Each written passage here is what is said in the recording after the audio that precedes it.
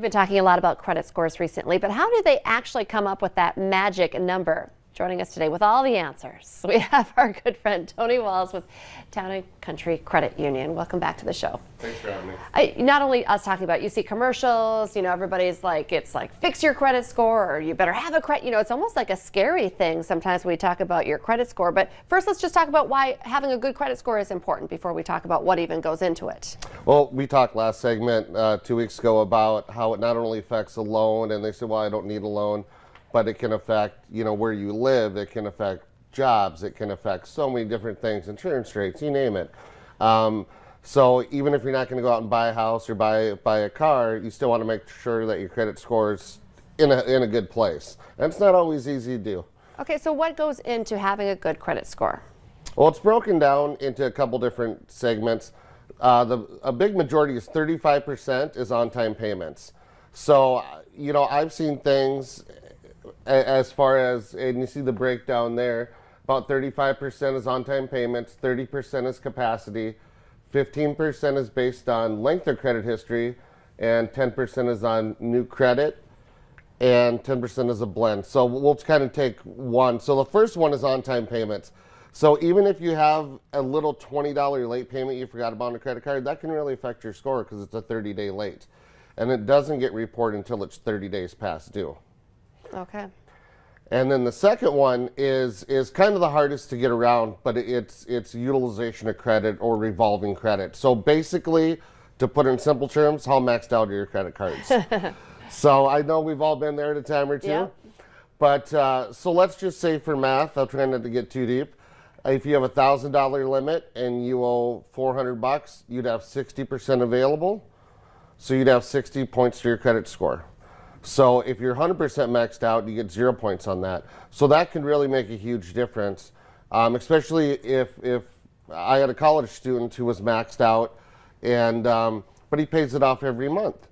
So he went and paid it off, came back literally 30 days later, and the score had raised 80 points. Because his only $500 credit card was maxed out, paid it off, jumped almost 100 points. Wow, okay, so that's capacity. That's capacity. How maxed out are you?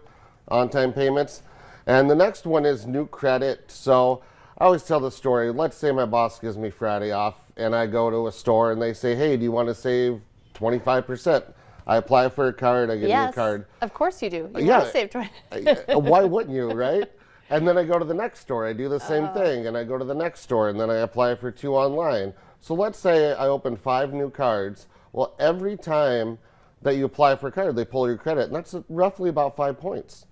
So that I could lose 25 points, and every new account for a short time will affect your credit score negatively too. So that could be another 5 points. So theoretically, I could drop 50 points in an afternoon.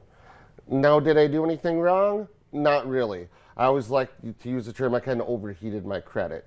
I didn't go max them out, I put a little bit on there. But if you open multiple lines of credit or apply for multiple lines of credit, that's going to affect your score. Because inquiries do stay on your credit report 12 months. How about if you have, 10 of these store credit cards and you've had them for a while and all of a sudden one day you just close them all?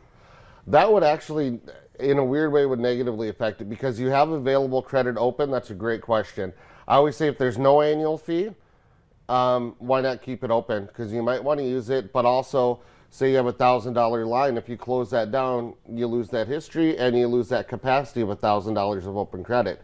So on the flip side, I've never really talked about this, but that's a great point. You don't want to go close every credit card you have and lose all your capacity. So it's kind of a fine line between, not overheating your credit and not shutting it down all at once either. You want to make sure that you keep a good blend and just, try not to do things in a day. If you want to close 1 or 2 that you're not using, absolutely fine, as long as you have other available credit there. And before I let you go, let's just talk quickly about how you're at Town and Country. Call your banker and find out, where your credit score is, and don't get, duped into, paying for your credit score or anything like that. You don't have to do that. No, you can actually get 1 free credit report from every bureau. The other thing is, I always say, like, some of the credit places, they're good guides, but they're not the official score. So you can get a good idea of where you're at. But if you have a question, call your banker, call your credit union guy, call somebody, and just say, hey, if I do this, is this going to affect me?